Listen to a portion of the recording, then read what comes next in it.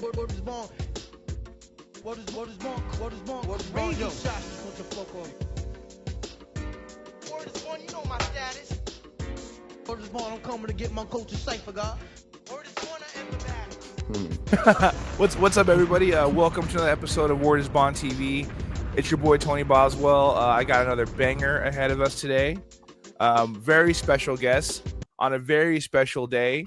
I can say this because I can't bother you on as it's happening, because this is coming out tomorrow, so they can't bother you on the day of, and it won't be annoying.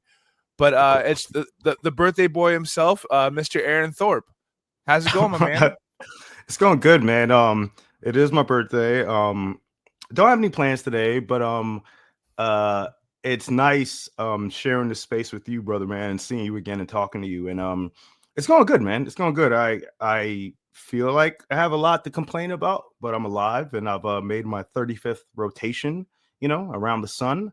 And I can't complain, and I'm grateful, just to be here, and appreciative of talking to you. That's what I'm talking about. That's honestly, that's kind of my mentality a lot of times. But there's really no option B here, I can either we can either let him. They're already gonna kill us, but let's not let them kill our soul. We got to still keep thriving and trying to create joy if you have to. Right. And yeah, so that's crucial. It's awesome, man. I hope you do whatever it is today that's gonna bring you some joy today. No, man. Treat yourself. I will, man. I want to say too.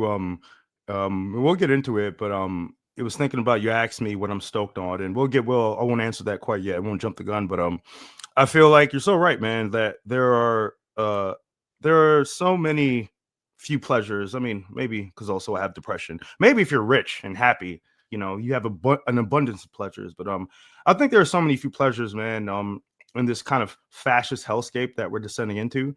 And I use the word fascist, man, because I posted on Twitter, man, but I've been watching this I watched this miniseries directed by Joe Wright, English director, called Son of the Century, and it's a miniseries about Mussolini with Luca Marinelli from. I guess people in my comments have mentioned that he was in Death Stranding, the video game, the Kojima game. Okay, yeah. But it's an amazing show, man, and especially watching it now and seeing the sort of overt right-wing turn that this country is taking. Mm-hmm. What they want to do is they want to steal joy from you. They want you to internalize their own. I think Catherine Kruger, in I think I forget what magazine it is that she writes for. So I apologize. The discourse, I think, or the Discord, I think. I forget. I think it's Discourse. But I think you're right. Yeah, no. Actually, it was in the Actually, I think it was in the Nation now. I think she's a senior editor. But she wrote this article about talking about losers, right? These fascist losers. Yeah. Elon Musk and I forget what other figure, but essentially these guys are just as unhappy, if not more so, actually, than we are. Mm-hmm. And they want to steal joy from you. So all we can keep doing is keep spreading love. And I don't mean to be corny about that, but love is revolution is built on love. So trying to love myself today, especially. Hell yeah. And that's kind of one of the more important things. As we are going on, the thing about because a lot of the myself, yourself, we have this urge to kind of spread the goodness around, right? But unfortunately, you do that best when you're taking care of yourself also. Right. Yeah, I'm in this spot right now where I got fired. I got fired over some I got this job, and the job was too good to be true. It was a weed job. It was an a remote email job. It was just too good to be true, and I knew it was too good for a cannabis business, for a cannabis company or business. Yeah. Hell yeah. And it was too good to be true, and then it was because the firing was so unceremonious. They were like, "Hey, we don't even really want to fire you. It's just that you have these break violations. You were taking too long of breaks." And I was like, "Yeah, remember I had to pick up my kid." They're like, "Oh, well, that never got approved, so we got to fire you." And I was like, okay, well, whatever. but now I'm gonna get unemployment for the first time ever. Oh hell yeah! And that's not. I'm gonna be struggling even harder than I was struggling, but I have a little something, And so I'm doing this thing right now where I'm just like, I'm living as if this is not happening and just trying to be happy and like create happiness. And like it's pretty much delusion, but I'm calling it manifesting. I'm calling it manifesting so that everything, I actually stole some Palo Alto from an indigenous friend, and I've been doing that around the house so that this is not me being irresponsible or stupid. This is me manifesting and creating my path. So you got to do that stuff sometimes. You got to do that to you got to do that productive. Right. And you got to do that like for yourself, but for anyone who's involved in organizing, and I don't organize anymore, right? So maybe I'm not the one to speak on this, but even in terms of just getting to know your community, man, and being involved in your community, whatever the fuck that means, you have to learn to take care of yourself, man. And this is at 35. This has been a slow realization for me. You know what I mean? Because you feel like you want to save the world, and no one of us can do that, right? But it does create, involve a communal effort, and if we ain't right with ourselves, we can't be right with each other. You know what I mean? Absolutely. And I'd be remiss to skip over the Mussolini part. I do have to say, as an Italian, what I will say is that the good thing about Hitler. The good thing about Hitler. Tony Boswell says the good thing about Hitler. The good thing about Hitler is he really took the heat off Mussolini. Yeah, dude who actually was like watching this miniseries, and actually it's based on a book too. I wish I had the author in front of me, but people should check out the series. It's on Mubi now, but like you can pirate that shit, whatever. Don't pay for it. But it is really good though, and you see that like there's a line where this character, and I haven't looked it up enough. I don't know if I'm sure there were there were preceding ideas, I guess I should say, to fascism, right? Like proto-fascism, whatever. Yeah. And this character says to him, because Mussolini used to be a socialist, he says, Mussolini, did you create fascism to actually make the revolution or to punish the socialists, And I think a lot of people, like you said, Hitler is seen as this unique evil figure, you know what I mean? And like, I can get that. I understand that completely. But like, this was a guy who Mussolini and the Italian fascists, who the Nazis developed a lot of their policies and rhetoric and all of their kind of stylistic, sort of intoxicating, language and everything like that. Like, he got it from the Italians, you know what I mean? So yeah. People should check out that miniseries. It's actually really, really good, man, and haunting. I think one of the reasons he doesn't get as much heat is because he was killed by Italians, unlike the other guy who he got the whole world involved in it. And then got the privilege. I don't even say privilege, but he shot himself. Mussolini was thankfully beaten to death in the streets and hung upside down. Yeah, exactly. Yeah. So I think that's another thing is we saw the justice. But no, it's funny because I was going to talk about this, and we will talk about this. But we're talking about this. Like, it's funny because starting the show, my intention was not to be like a political show necessarily. Right. But I can't help it. It's like this is what we live in. And we're doing things. We're talking about the direct parallels that we're experiencing right now. It's not hyperbolic anymore. I mean, because for lots of us, it never was. But now it's so apparent. So now we have things like professors being removed from their positions because they have a pro-Palestinian stance. Right. This stuff is like actually happening now. And it is like scary, and it's funny. So it's almost like, hey, well, good thing that my old show that I was doing that actually did have some reach is done. Maybe I'm not on that list yet. Let's hopefully not be on that list yet. But hey, listen, folks, with your support and your generosity, you can get me on that list. And you can get me removed from whatever job I end up getting after You can this. have a black van maybe parked outside of Tony's house. That's a Patreon tier goal. Patreon tier goal is Tony being his head in the sack in the back of a van. That's it. Once we reach that spot, thank you. I mean, like, also too, man, I do want to say though, like, we are at these times where I think that people have to really reckon with and acknowledge like how dire things have gotten and could get, because I don't want to spend too much time on it because people across the left have talked about this endlessly. But the whole lionization of Charlie Kirk, this person who thought that both you and I were subhuman, right? You know what I mean? This person who literally said that slaves were better under slavery because X, Y, and Z, whatever fucking deranged reasons that someone would say that about unfree people. And seeing the lionization of him where you have niggas like Bernie Sanders, dog. You have fucking people like Ta-Nehisi Coates, who I respect, who went on Ezra Klein recently, and I posted about this. Dog, I really respect Ta-Nehisi Coates as a black intellectual. I admire him a lot. But to say that, and I'm gonna be careful about my words here, and I don't want to be hyperbolic, and I don't want to be adventurous about this. But you're talking about you don't agree, you don't believe in violence, no matter what anyone has said. And I'm just saying to you, like, how do you think that? I mean, in many ways, fascist movements didn't just arise from rhetoric, right? But the idea of the strong man and the idea of his passion and ability to speak to people in this impassioned way and convince them that the only way that they could make history was through this violent turn of a sort of rebirth, right? A cultural national rebirth, right? And all of these like hateful, bigoted comments.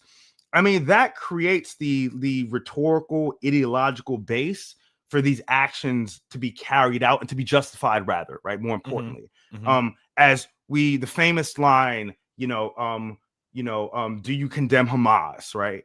Encapsulated in that we've been dealing for the past like 2 years, about to be 2 years in a week now. I don't think that people realize that, like, that kind of language and the kind of language and the hate that he spewed, which I will agree with Ta-Nehisi Coates, he was a hate monger. Yeah, absolutely.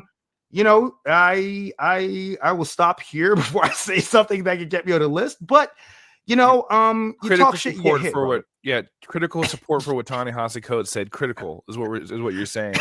Exactly. That is so real. And what's funny is, because this is kind of what we were getting at before the intro, and I kind of lost track there. But what's funny is as long as I've been an adult in America, somebody participating in the culture, somebody participating in my community and all those things, I've always kind of had this mentality of like, oh, y'all are freaking out right now, but this just has been our every day as black people in America. This is you're now reaching our standard. But the thing is, I think now it is kind of to the point where, oh, okay, yeah, now you are really feeling it. Now you okay, all right. Yeah, it is enough to where, like, yeah, you might, obviously it's not your skin color, but like, your sticker on the back of your car might actually have repercussions now, and it's kind of wild watching people kind of like catch up with that and realize that. And what's funny about like we were talking about the Charlie Kirk thing and like the lionization of him and all that. What's funny about that is how much of this is on the shoulders of the media, where like there's people who they had no idea who a Charlie Kirk was a month ago, right? And now they see this thing on the news where this sweet young Christian man who had a family. He had a family. He had a family? The Shrub-like figure, the boyish Shrub-like figure, the Yakubian Martin Luther King. You know what I'm saying? Yeah. That's what they want him to be. And they really tried. They really tried for that angle. I saw multiple comparisons, and I was furious.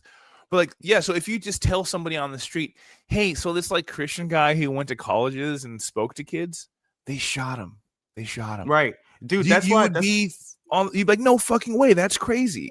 Right, dude. Well, I said this on the True Believes, man, but I think that, and I mean, maybe I can maybe could retract this a little bit, because they're going to do whatever they're going to do regardless of whatever galvanizing purposes they can use. If Charlie Kirk didn't get hit, they would still be going after immigrants and trans people and black people, and still happen, it would still happen. But like, I think that the image of the young Republican with the picnic table, the folding table at the college campus, even though he's saying vile shit, I think for a lot of liberals, even especially too, and conservatives obviously, but liberals, this is like, well, you should have the freedom to say whatever you want to say. And I mean, like, maybe this is a radical point, man, but like, the term freedom of speech in the liberal democracy, you really have to question whether that really exists for people who've never had freedom of speech at all. Exactly. Whether it's the suffragettes, whether it's black liberation movements, right, or just black determination, right, whether it's the gay movement, right, in the 70s, you know what I'm saying? Like, these are people who were actually clamped down on for their speech. So to say that, I saw a tweet, for example, because you're mentioning as I mentioned that Charlie Kirk's being compared to MLK. I saw a tweet that some right winger posted where they were like, Abraham Lincoln, JFK, MLK, Charlie Kirk, they were killed because of words. You know what I mean? And it's just like, they're really trying to, like, while on one hand, for some of those people that might seem true, it's not just what they said, it's what they said that influenced and galvanized people, right? And that was the real danger. You know what I mean? It was less what they said and more the fact of how it affected people and how it impacted people and made them realize that there was something worth fighting for. And once again, fascism, it co-opts that, but it also wants to dilute that sort of impact and nullify it completely among their political opponents and enemies, So just to see him get that sort of like, well, it's just freedom of speech. He was just saying like what anyone should be allowed to say, even if I don't agree with it. I don't agree with it, and I don't think anyone should say those things in a healthy, sane society, And what's funny too is, like you're saying, you're talking. They say, well, they were just killed for words. Okay, well, those are terrible examples, because one of them, these words led to, I mean, arguably these words led to the Civil War. The other one, these words are, arguably led to the Civil Rights Movement. Exactly. Like, so if you're gonna keep on that path, like what is this one leading to? What is this one leading to? So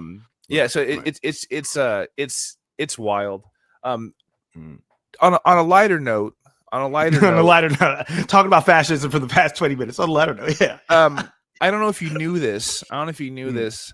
I'm sure you are, because you are on Twitter. If you guys are not following Aaron on Twitter, and you enjoy things like science fiction and art, get on top of it, because it's really good. You post awesome posters and art and cover art and stuff like that all the time, and sometimes I forget that it's you. Sometimes I forget that it's like this guy I actually like doing it, and not just like a random account. Some random account that's curating things I just happen to like. But it's so good. I'll just add real quick, man. The reason why I do that is because whenever I get really, I mean, I like science fiction, I like art, but whenever I get really depressed, or really upset rather, and I want to say something that could get me suspended for like the 11th time, I'm just gonna post like, a Soviet, poster from 65 or something like that, But as you know, it's spooky season. It is. It's my favorite. This is my favorite season of the month. I love Halloween's my favorite holiday.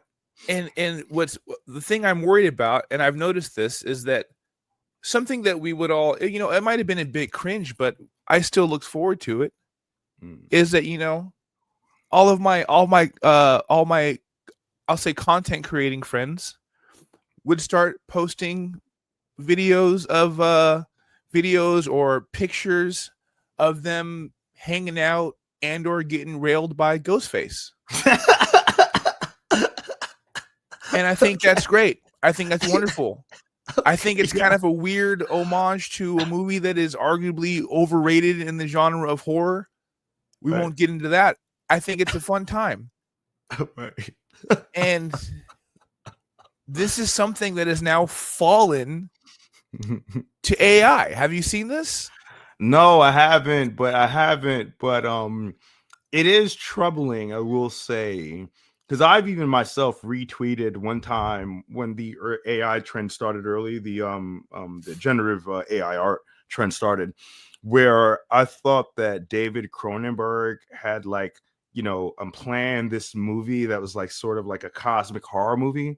And the characters or the aliens had a very H.R. Geiger, of alien fame look to them. Mm-hmm. And I had reposted that, and this was years ago. It's the only AI art I've ever reposted, and didn't know it was AI. Like I did some Clearly, boomer Facebook shit, and somebody had commented like, "Damn, yo, Cosmic Slot posting AI now," and I quickly unretweeted it.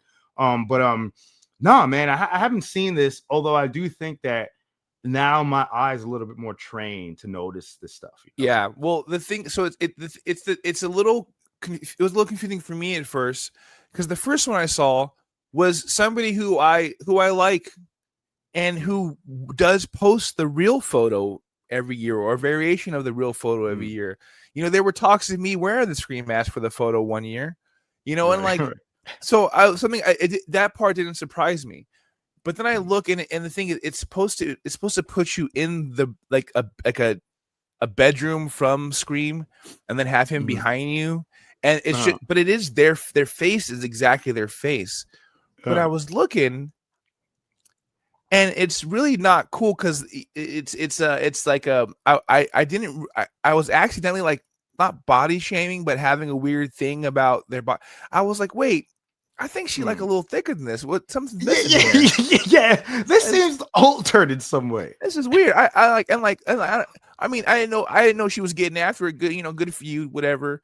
But also, it was kind of a shame. Well, it was kind of a shame. And I was like, I mean, good for you. You're trying to get healthy or whatever. But I mean, I was kind of here for that. That's why I was here. And I'm looking at this AI, and it gave you a flat butt, and so it's so funny. Like, and this is kind of going back to what we're talking about with everything, right? Everybody wants to make a difference, right? Everybody does want to be good. And we all want to do the right thing, until AI can do the thing that's for your niche. Right, exactly. And now I'm seeing people who I like think are great people, who would have never posted AI, are now posting AI of the Scream Mask, and is using Google Gemini. Dude, look, man. Hey, you just mentioned that while I'm looking at my Google Pixel 9. That's right by me. And man, like, I bought this phone, and I didn't really realize that Google Gemini would be like, it'd be like the whole kind of point of the phone, right? This is for Google's first AI phone. Yeah. So every fucking feature in the phone, it wants to use AI. And I look, there's some things that are useful. But when it comes to like, the Google Photos app, where, you can change pictures that you've taken, right? It's all about, I don't know, how can I put this? It's like technology, I feel like, since the advent of, like, and I don't even get into this because I probably don't even know what the fuck I'm talking about, but I'm just riffing here. But I feel like technology, especially since, like, the Renaissance, right, and the industrial revolution later on, a couple of hundred years later, it all sort of, it replaced God and religion, and it replaced like the search for, or it answered the search for meaning and purpose, And what AI has become, and what these tech guys, not only do these tech guys like Elon Musk and Jeff Bezos, they kind of want to be gods, right? Deities. But even the technology itself and the generative AI, all it does is that it just confirms like biases, right? And it answers these deep-seated questions that you have for yourself. And it can, give you whatever you fucking want, I mean, on even like on the other spectrum of even just like art, even just creating an image that you yourself couldn't do. And it's just very troubling, worrying that, like, not only do people just negate the fact that it's based on human exploitation, you know what I mean, and human suffering and miseration, but just the fact that, like, this is not human, you know what I mean? Like, why? I mean, is it so much harder for you to actually try to not even become an artist? But I'm just saying, like, anyone can do art, right? It might not be good, but just the expression of yourself and your inner desires and dreams and everything like that, that's more healthy for you to practice, whether you keep a diary every day, whether you just sketch, you know what I mean, than inputting that in a machine that is just an amalgamation and a dragnet of anything that every other human being has ever done. It's just very worrying, man. It's just, it's dehumanizing is what it is. But I guess what I'm saying, It's funny, you like launched me on like several different paths with that right now, but one of them is I you were talking about how it's becoming a new religion. Well, that's quite literal. There have been several actual like religious movements that are derived from like the onset of AI, from AI coming to like to commonality in the forefront. There are several of these like churches and practices. There is I started listening to this podcast that a coworker put me on, and it's really good. It's called Patterns Tell Stories, and it's a UFO podcast. And they're really like well, it's like UFO and stuff like that. And so, it's basically the reality of science fiction. So they go into a lot of like the documents that have been dug up, a lot of like the court hearings that have been coming up. They talk about Tom DeLonge from Blink-182 all the time, because that's real. He's actually out here finding aliens. Okay, I didn't know that. Holy shit. They did it. Yeah. It's real. Like he works with Space Force, and is like one of the head guys who was actually out there. Fine. And this is, I have to just tell this aside because it's so funny. Please. So there's this conspiracy theory that the popularity of Blink-182 is actually like a psyop. So in San Diego, when Blink-182 was coming up, there was actually a lot of like really good, pretty militant punk and hardcore coming out. Well, Tom DeLonge's parents both were engineers for the Air Force, and they were also pretty high up in the Air Force. And between that and a couple other things, they were pushed to the forefront. So like the Poo Poo Pee Pee punk rock band was pushed to the forefront in front of other bands like like Shelter and like militant hardcore. And we're talking about rock. pop punk. We're talking about pop punk, which is Blink-182 versus like what actually was, if you want to look at art as political, which all art is political, it actually had a galvanizing, how can I put it? Like sort of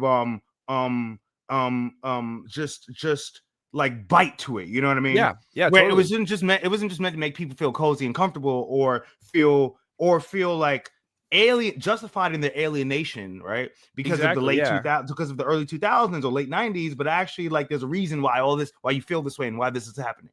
Yeah, so there were other bands in that area who were saying things, who were like, going as far as being, like militantly vegan or like, anti-capitalist or just, critical of the government and all that stuff. And they were really doing that, but they didn't get the push, even though sonically, some of the stuff that was similar in a pop punk sense was good, because the funny thing about Blink-182 is they actually suck live.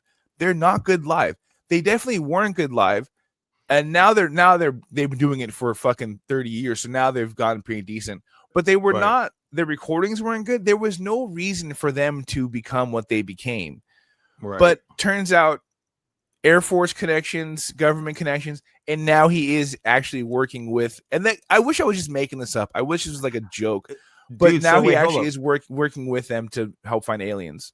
So he's a UFO. I can't believe he's a UFOlogist, man. I gotta look. Yeah. I mean, just also too. It's just really funny finding out that like, because dude, I used to love Blink-182, right? Oh, totally. Yeah. I mean, absolutely. Adam's Song is one of my, as a depressed individual, right. when I was in my teens, Adam's Song was like one of my. I mean, that like kept me. I mean, a lot of parts that kept me alive as a teenager. Yeah, and it's so funny looking back at that. I'm like, man, that nothing was heavier than this song when I was a kid. Like this was nothing spoke to me like this song. Yeah, I know that feeling for sure. And now knowing that this guy's a ufologist working for the Space Force.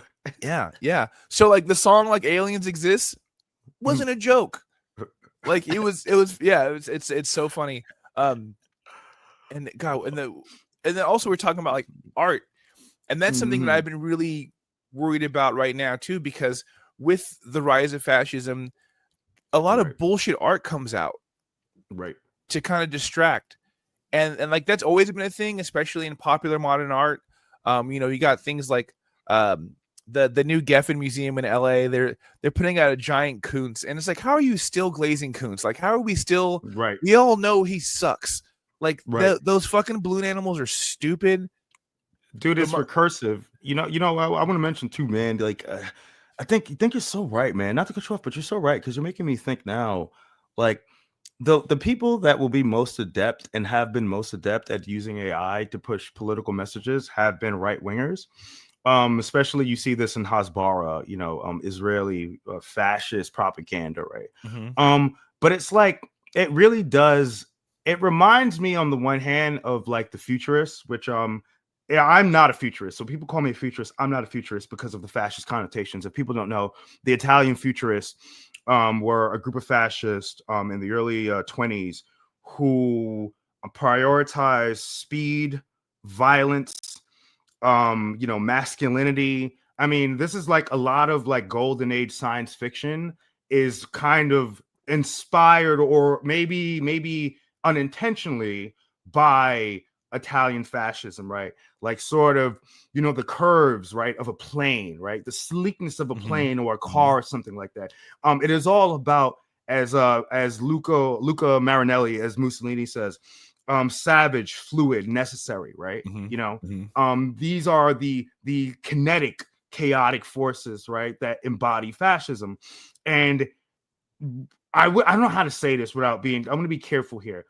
Dude, I've looked at some futurist art and I've posted some before and deleted it, right? And dude, I liked it, right? I liked it. Yeah, I was like, oh, like there's an artistic sensibility here that I can appreciate, right? But these guys now, like whether it's from the Cybertruck, or as I was mentioning, fucking AI art, or AI propaganda, right? Generative AI propaganda that's pushed by fascists. It's so ugly, you know what I mean? Yeah. But it also still maintains that sort of commanding over human nature, over nature itself, right? This brutal, quick I can't even explain it, man. Like they just shovel it out really quick and push it out really quick, and they inundate you with it, because that's the whole thing with fascism, is that it comes at you so fast that you can't even realize. And I think it makes it even easier when you don't even have to do the work yourself. You have a fucking computer doing it for you, a computer doing it for you that is like, this whole entire system that is contributing to the desecration of the planet itself, right? So it's just really contradictory thing where it reminds me of Italian fascism, of futurism, but also too the sensibility of art, right? And the appreciation for art, right? It's not even appreciation, I guess I could say, because they would say that certain forms of art were decadent, right? But this prioritization on aesthetics has been completely lost, I don't know if any of that made sense. Maybe people can look this up a little bit more to provide context, but yeah, man, it's yeah, man, the fascists are going to be the most adept at generative AI, Absolutely, and like, well, you see it like so. I think it was LACMA, the Los Angeles Community, Los Angeles County Museum of Modern Art. I think that's the one I'm thinking of. They just put in their first piece of AI art. Oh Jesus! And the justification is they posted like the 4 paragraphs that the artist wrote to generate it. And I'm like, no, fuck that. That's still not it. And then also, I think the biggest from what you're talking about, because the thing is, like, sometimes those concepts, there are places where like that is like appealing. So like hardcore music, like you say words like fast and violent and stuff like that. That those words are appealing, but the difference between this like fascist appeal and then other things that are similar to it is the idea of community versus self, where the fascist idea results in the Tesla tunnels, right? Where like if you're having a community and a community outlook and for the people outlook, then you have bullet trains, and it's like, and that's the real difference was like in this fascist idea. It's like, oh, part of the violence is making it so that you have access to this thing that you're building, as opposed to, hey, let's make this accessible to everybody, and that will probably reduce violence because there will be greater happiness, Right. But yeah, that's what kills me. No, that's such a good point, dude, because I think it's also too and I'm sorry to go back to this miniseries, M, Son of the Century, directed by Joe Wright, but like, one thing like you realize is that even the symbol of the fasces, like these what is it, these axes like kind of tied around together, you know, or even Mussolini's idea of corporatism, right? Which is not like corporations running things, but it's the idea that every single member of a society is like an organ or a part of a body that must work together, right? You know, it really steals and really borrows from obviously socialism, you know, but the class, right, and the class conflict, right, and capitalist socialist relations are completely negated, right? Or not just negated, but outright refused and discouraged for people to believe in, right?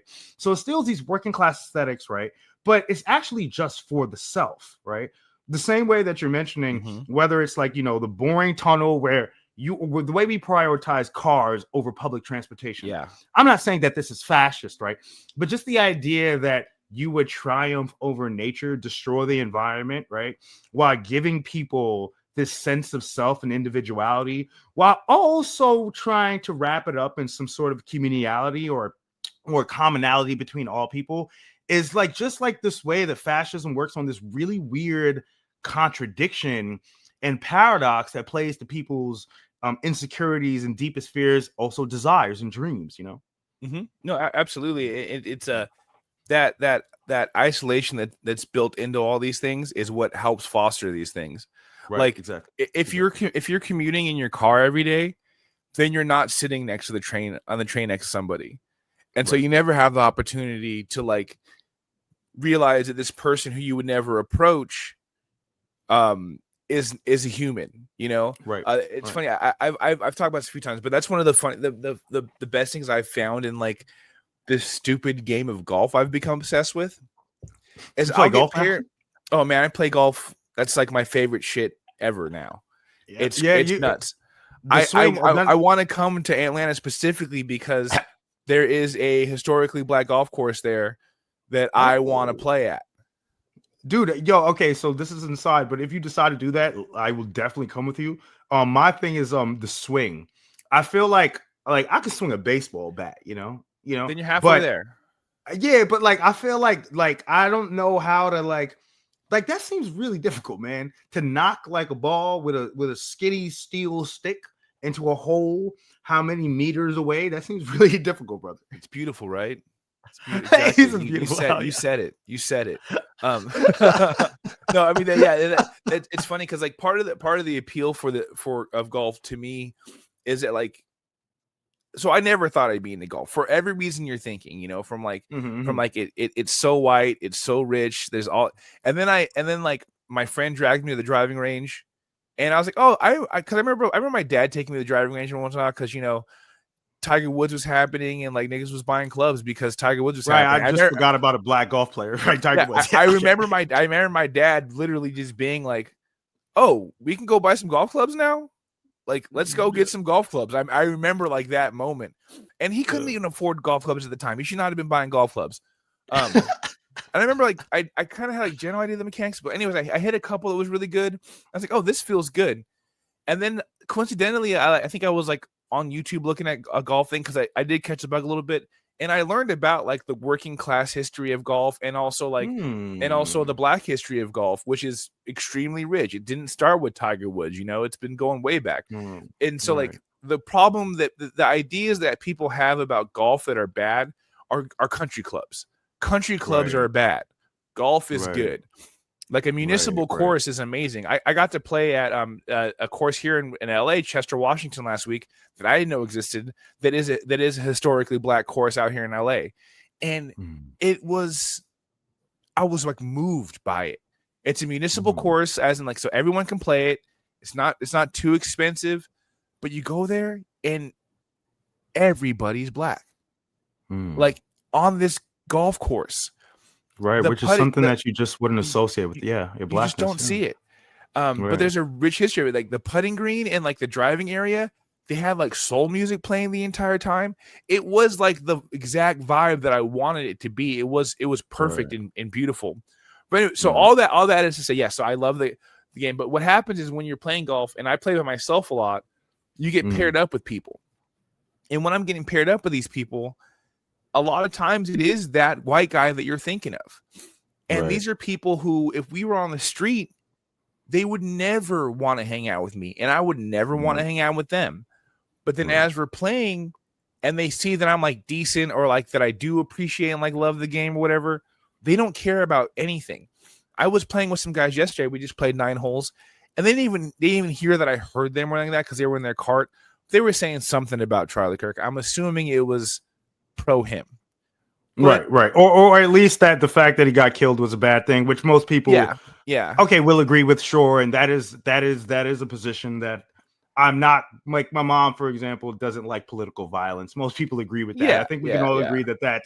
But again, I'm a communist, so you know, I'm a communist. So my views on that are violence is a tool. You know, my mom was all like, "Hey, listen, this is never okay," and I was like, "Okay, pussy."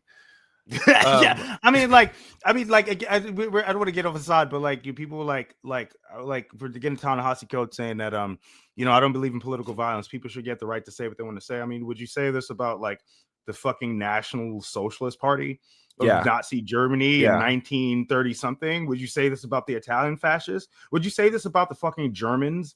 You know what I'm saying? Yeah. I'm saying in the fucking Nambia. You know what I mean? Who that genocide is reported to be even more severe than the Holocaust in terms of numbers, and people don't even fucking know about that. You wouldn't say that. I wonder what the biggest difference there is and why it's not being. I wonder why.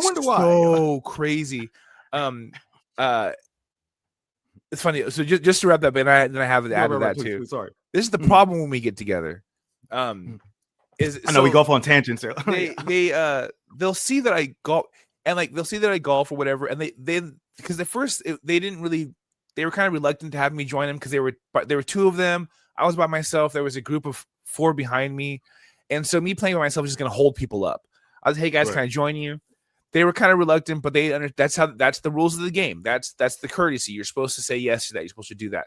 And then by like hole 3, they saw that I was like I was good at golf. And we were chatting and we were talking about like all kinds of stuff. And there's ways to have these conversations about humanity and about community without using any of these ideas. Trump never came up. You know, you know, words like communism never came up. But what was talked about was housing, harm reduction, labor. Those things came up in a way that were not, you know, they were not like dressed in the clothes of communism, socialism, or whatever they were bringing to the table. Those things came up organically as conversations between people. And like, so we've lost that through this individuality, through this individualism, through this commuter culture. If we did have more things like public transit, then those things would be more ready. You know, those things would happen more often. And dude, let me ask you a question, man. I know this is sports specific though, but I feel like because my co-host Tom Sexton on the Trailblazers, like he loves sports, he's a sports guy, and he often talks about sort of the commodification of sports, right? And you know how everything kind of sucks now, whether it's in the NBA or the NFL. He's a basketball guy, but let me ask you a question. Like, do you think that I don't know if this is a question or a comment, but I'm just curious about your response. Do you think that like there's been this decrease or this sort of lack of that sort of community or commonality, or even just the fact that sports allows people of different, you know, religions or backgrounds, like soccer, for example, dude, soccer or football, you know, as a Jamaican, son of Jamaicans, is football. It's not soccer. Football is like, you know, a universal sport, right? And especially in more impoverished countries, it is a way for people to bond together.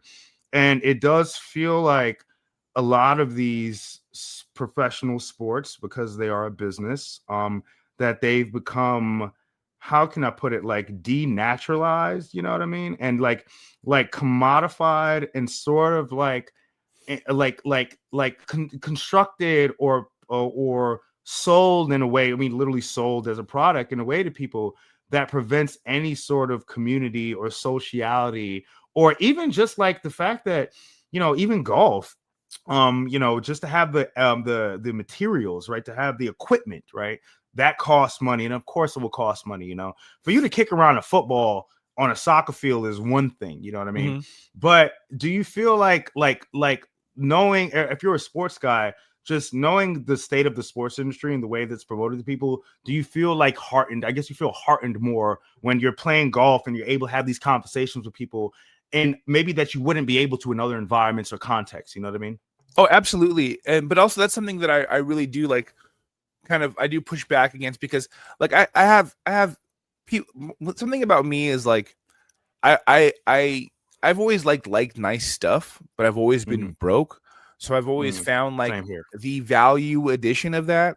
Like I had people get upset with me when they saw that they're like, you bought a BMW SUV. No more Patreon money for you, friend.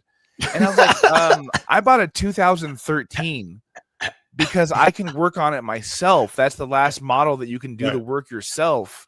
Like it's not what you think it is. And then people were like, you're golfing? I'm like, I bought used golf clubs. I bought a bag of used golf clubs for $75 and I built it around that. Like that stuff is all very much there. But what has happened is,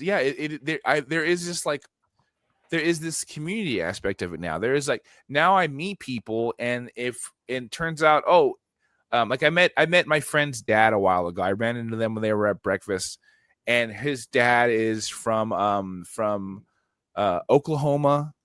And he knew, and I knew about his dad, and his dad starts going the direction of, oh, I'm in Oklahoma because I hate California for the weird, like racist reasons, for the weird racist, like white flight reasons. He knew he was going into that. So he immediately, as his dad's about to start saying that, he goes, Tony golfs. And so the whole conversation was just golf now. And those kind of things are great. And like I played in like when I was playing Chester, Washington, I was playing in a tournament that was like put on by this local clothing company who does like cool, fun things. And it was a stranger scramble. So like you got paired with people you didn't know, and then you both play off the best ball. You're basically playing one ball. Both people hit a ball from the same place. You pick the best one and go from there. And so like you get paired with strangers. And like that kind of thing is there that I feel like I was missing, and I did because like I have a hard time with like football. I American football. I have like I enjoy like a highlight reel, but I also hate a highlight reel because especially after like, you know, something I think about all the time. But then like the last podcast on the left, Aaron Hernandez series. I'm listening to that, being like, "How the fuck am I supposed to watch football after this?" You That's know, like, so dark. Like those type of things. Like I think about that stuff all the time. I see these like montages of like kids going helmet to helmet, and I'm like, "Well, it's." Dude, I mean, I'm sorry, I don't want to be though. Go ahead. Yeah, all that to say though, if I lived in like Philly, I wouldn't care about that, because the thing that's going on around like the violence is like community, is that thing. But I live in LA where we have fake teams, and like there is no like, you know, there's nothing like really bringing me to it. I have the Dodgers. The Dodgers are I have that through the Dodgers. And like, so yeah, I have that kind of like sports camaraderie, that kind of like thing that you can, luckily you still can go to a bar and watch the game with some people. You know, that type of thing. I'm not gonna lie. I'm not a sports guy, man. I mean, I used to skateboard, so I guess sports is what I used to do. But man, I went to watch a Hawks game at a bar a couple of years ago. And dude, I don't know the rules. My mom watches basketball. She knows more about basketball than I do. I mean, she watches the shit all the time. But like, it was really enjoyable to be surrounded by people and cheering for like our home team and not even knowing the rules, which I know sounds crazy as a black guy who loves Air Jordans. All right. But like, I just never really got into the sport, but just the experience of being with people, much less playing a sport, I can imagine. It does create that camaraderie, man. It's just like, you know, the equipment can be expensive. And then, you know, there's the whole, you know, and Tom could go in on this, but the whole sort of the way that I guess the interest in basketball has decreased since Michael Jordan's retirement, but so on, you know what I mean? And the way that everybody now just has to be a superstar player that hits 3-pointers, you know what I mean? And a lot of it, you know, you forget that this sport is a way for people to not only better themselves and improve themselves on the court, you know, on the field, off the court, off the field, but also to bond with their communities, you know what I mean, and other people.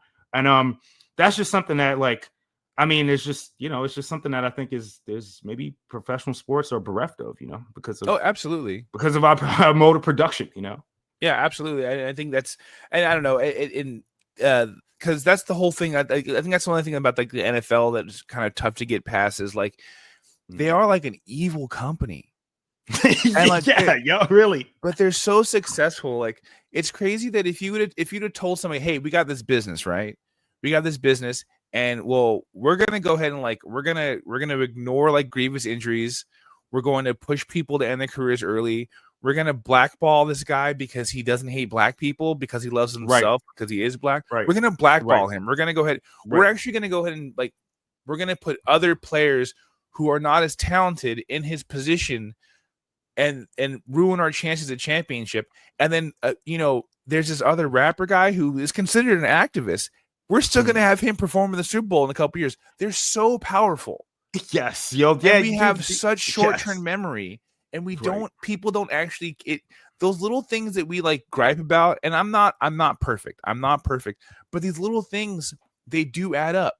Like, I know it's like hey, I maybe do order less or nothing from Amazon. Please do that. That's going to make a difference. Don't use the Chat GPT. Or like there's alternatives to everything. Like DeepSeek is the Chinese one, and DeepSeek is actually much more efficient.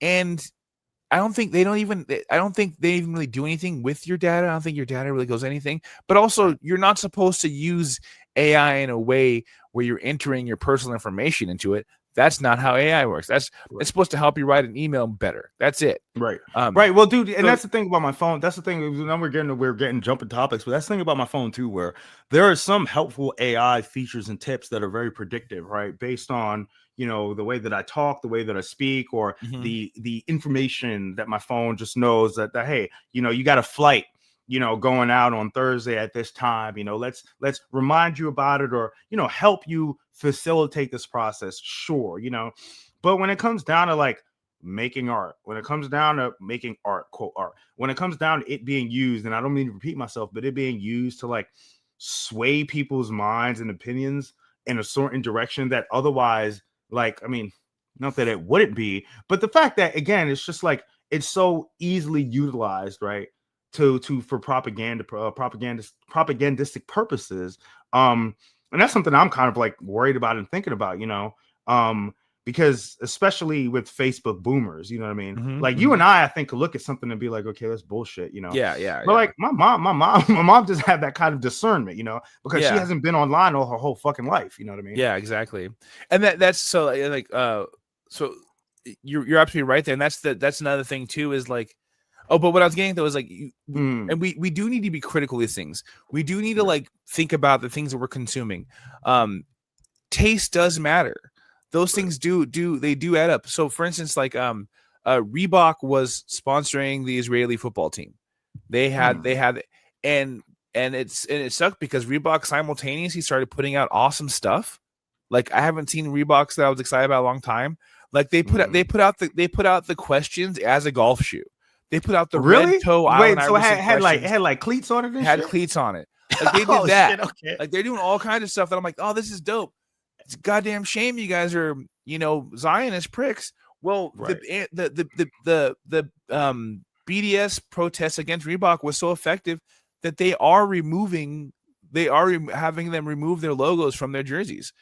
Hell yeah. And like that happens. Now there has been some back and forth. I guess somebody at Reebok said, no, we're actually not doing that.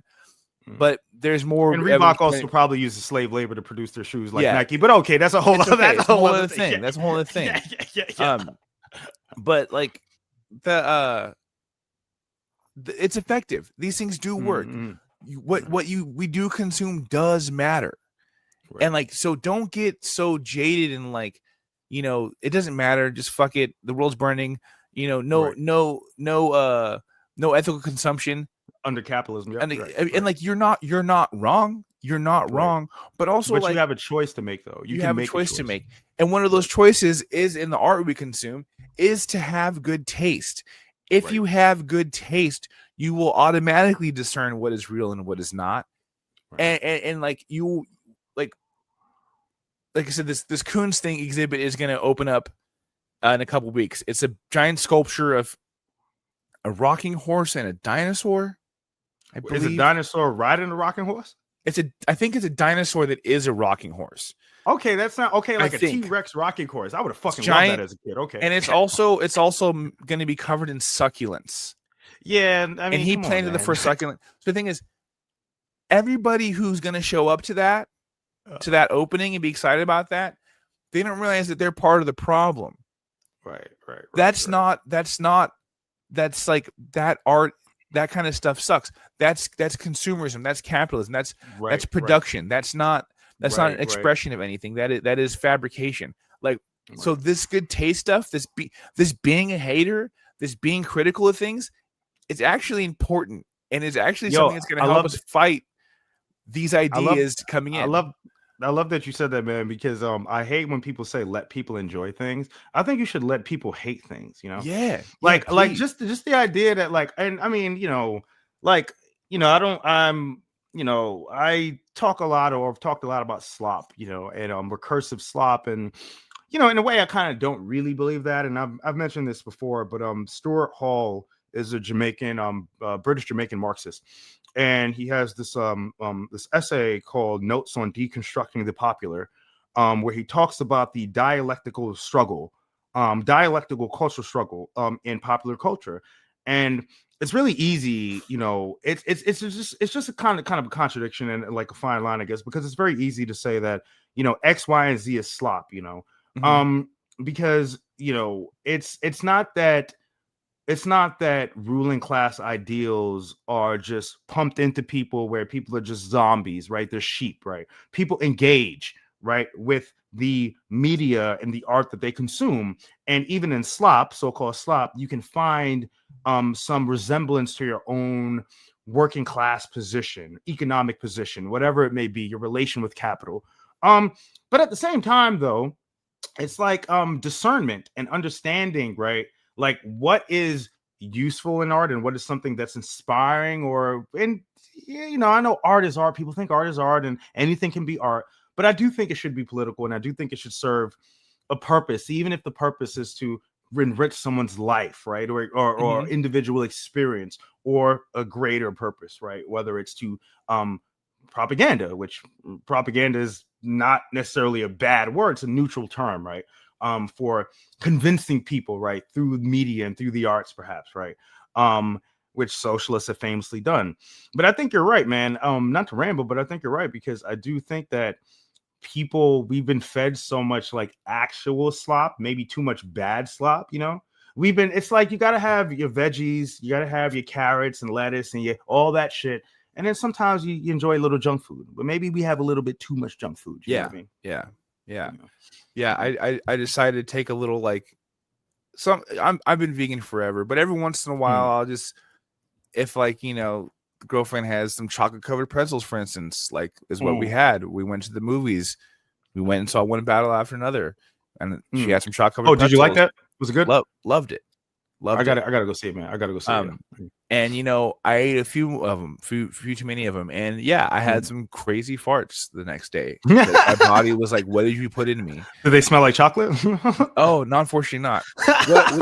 This is what I'll say. This is what I'll say about that movie. So a lot of people are trying to draw this comparison to Eddington, and I think I haven't seen either. I think it's only because they're two movies that do take place in acknowledging the reality of the climate today. But Eddington is like a Facebook fever dream, and it's fun. But then One Battle After Another is actually more steeped in reality, and there's characters who you and I know, Like, Mhm. they're Are they former like left? Is it identified like, are they leftists, or is it just like they're they're just leftists, general yeah. revolutionaries? Okay, Yeah, okay, yeah, cool. they're left. They're leftists. Mm. They're like the pro black. I was really surprised that I was really surprised that PTA like did militant blackness so well. I was like, what? This is the same guy that Yeah, licorice because he pizza. watches movies I and he hated that makes the white ass whitest movie. he makes the whitest movies ever, Yeah, dude. and then I didn't know that he was actually married to Maya Rudolph. Wait, And I hold was on. like, Nah, okay, nah, bro. Hold up. that makes some sense now. No fucking way, dude. Yeah, so that makes some sense. But yeah, and Okay. like it kind of talks about, it kind of acknowledges things like, oh, these like this crazy thing in a movie where like it's an abuse of power, and also conversely, a willing to die for your beliefs. Right. Those are real. Those are real Right. things that are happening. So like, I really enjoyed the movie. I'm probably gonna see it again. I hate to be Yeah. corny about it, but yeah, it is all the hype. It is all Okay, the hype. I got to check it out, man. Usually, PTA's movies, I'm a little bit I mean, what was one that I mean, I don't know, dude, because also I think I've I been mean, he's watching got too much heat, but time. he's got some stuff I Yeah. just don't care about. Also, like, I'm a Leo guy, man. I love Leonardo Yeah. DiCaprio. He was actually one of his first roles was The Basketball Diaries, which is a book by Jim Carroll, Mhm. and that book, like, as someone with budding, if I could be personal, budding addiction issues, that book really, like, changed my life. And I don't know, I love that movie for him in that role. You know what I mean? So Yeah. I I'll like tell you Leo, what, man. I like I've done a lot of drugs, but that's not one of them. Probably thanks to that movie. I was not a heroin addict. Go to be clear. Yeah, about that. yeah. No, I was never heroin addict. I assumed as much, but it's like, so yeah, that is the power of that one. I'll say that's the one I never dabbled in. I read that book and I was like, okay, I don't want to do any more drugs, and then I did the good drugs instead. Yeah, exactly. You gotta go do the good drugs. Good drugs. What was I gonna say? Oh, also Tiana Taylor. I mean, yeah, dude. I mean, also but it is funny to think about Leo bagging that. I mean, like, it's just kind of, I can't wait for you. Right, I can't wait for you to see this now. If you, you guys see it. So I'm not going to count that as my thing I'm stoked on, but I do want to get into, because I like to end the show just kind of talking about something that we're stoked on, something that we're excited about, because a lot of this stuff is us being critical of things and being kind of, it's not necessarily stuff we're pumped on. So I like to kind of end the show, have you bring something that we're excited about, something on a positive note, something that, we're pumped on. So yeah, what do you got for us today? Man, I've been, someone on Twitter was nice enough to send me a telescope a couple months back. And I've been using it in my backyard because I live outside of Atlanta, 30 minutes away, but I live in an area where light pollution is not as severe as it is like in the city. And I've been using the telescope, man. I've been stargazing. And that's the thing I'm stoked on because as people know, obviously, I love science fiction. I love space. Don't really think that we need, well, China's doing awesome things in space, so I'll leave it there. The privatization of space, the increasing privatization of space is something that bothers me. Scary. But it's terrifying, man. But it's nice to look out and see the moon. For example, and I posted some of these pictures on Twitter, which are not great, but the telescope has an attachment I can connect my phone to, and I can take pictures. I might try it tonight if it's a half moon tonight, but if it's a full moon, I'm gonna try. But it's nice it's amazing looking at the craters on the moon, and seeing them with my eye, because you realize, and don't want to be corny or sentimental here, but you kind of realize that all of this is temporary, right? All this is finite, right? What I'm looking at when I look at the craters of the moon, right? That will, unless we blow it up, right? That is in some ways not literally eternal, right? But that is something that will outlast us, right? Yeah. And it just makes me feel warm and happy inside, and also a little sad, a little bit lonely. But more importantly, it just reminds me that there are things that are more permanent than our current society and what's happening to us. And I want to get a better telescope so that I can see, like, Saturn's rings, and that I almost kind of saw Mars, but I didn't have enough. It's just not a good enough telescope to be able to really look out farther than that. But I'm stoked on that, and I really recommend people. You can go on Reddit or just Google beginner telescopes. But if you ever want to stargaze, it's not really. It can be an expensive hobby. I'm going to buy $1,000 telescope someday. Hell yeah. But just start out with G Skyer is the brand that I have. It's a Chinese company, and they make really good beginner telescopes. And if you live somewhere where you can look out the stars, I recommend that because it is it makes me feel good about the horrible world that we live in now. Yeah, I couldn't agree more. I'm also lucky I live in a place where I don't have a lot of light pollution, and I can't encourage people who do live in cities and urban areas to take an evening. Cat's bugging behind me. I know. You got the zoomies right now. To take an evening and go somewhere where there is not a lot of light pollution and go look up at the stars. One of the best conversations I've had with my kid recently was a couple weeks ago. It was really clear skies, and I was like, "All right, we got to come outside. We're got to go look at these stars right now." And we did, and I was able to kind of stress the importance of something that's kind of like always helped me out, and something that's kind of like grounded me. Ironically, it might send people the other direction, is that there's not a lot of stuff I necessarily believe to be fact. One of the things I do believe, and this is my kind of my critical agnostic point of view. One thing I do know is that, the universe is constantly expanding, and that expansion is accelerating. Right. And so it's bigger than our minds can comprehend, right? We can do numbers now. We have computers. We can figure this stuff out. Sure. But not really. It doesn't really make any sense to us. Right. And within that even just space, think about how go. I just want to say, even just think about how far away the moon is. I'm looking at the moon, but I'm also well, that's a couple million miles away. Yeah. Not a couple million, but it's far. And within that space, there are a million variables. There are talks of other dimensions. There, that a lot of that makes a lot of sense if you actually get into it.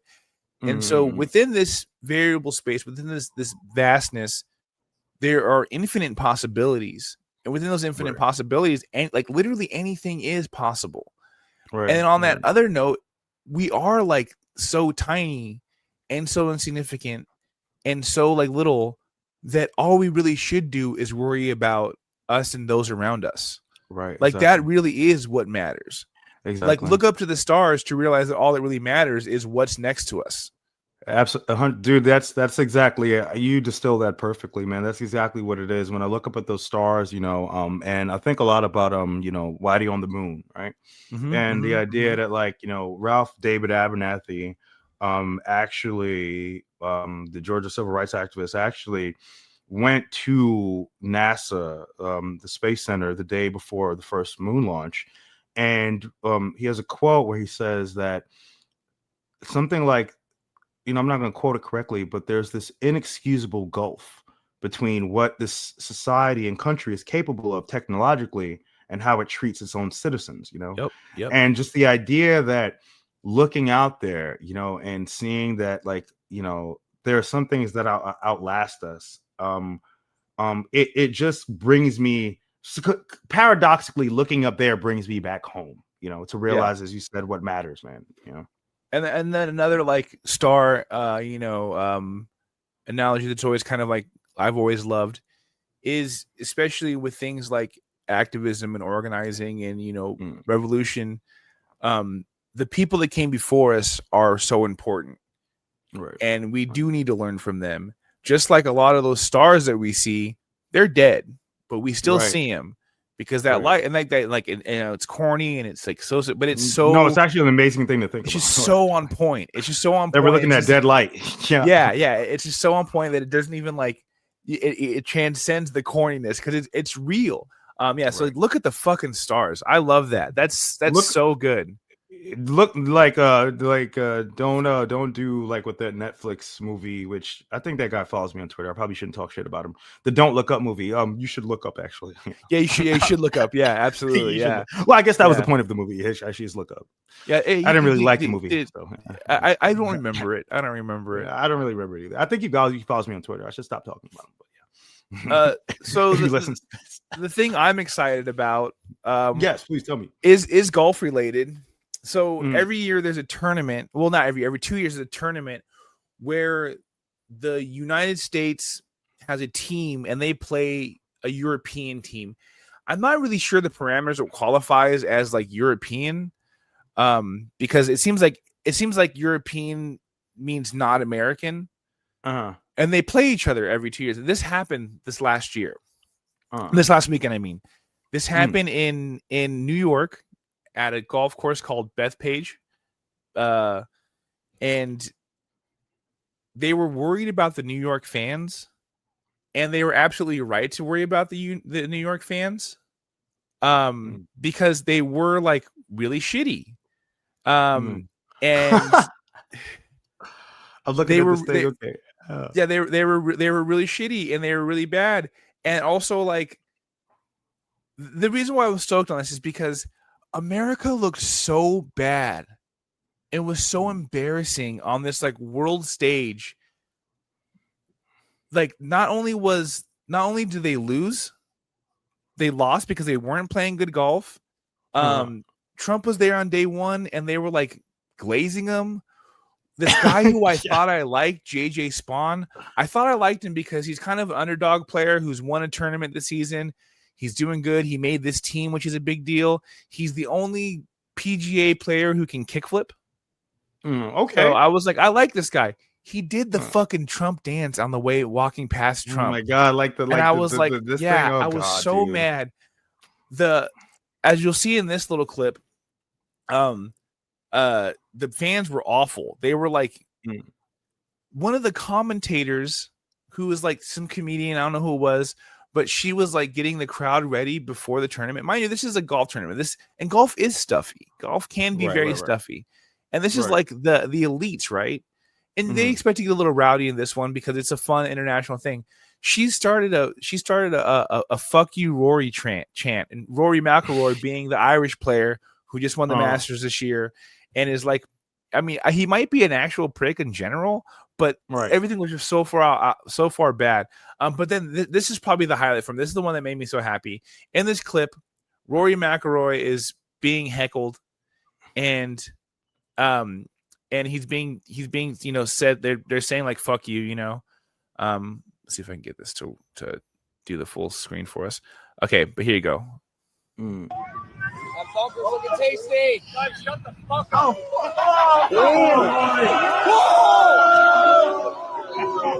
So Rory, they're yelling, they're heckling on there, saying a bunker looks tasty, and this is after 3 days, and so he looks back and says, "Shut the fuck up," and you're not supposed to do that. But the best part is, he lines it up. I think it shows it in this clip actually.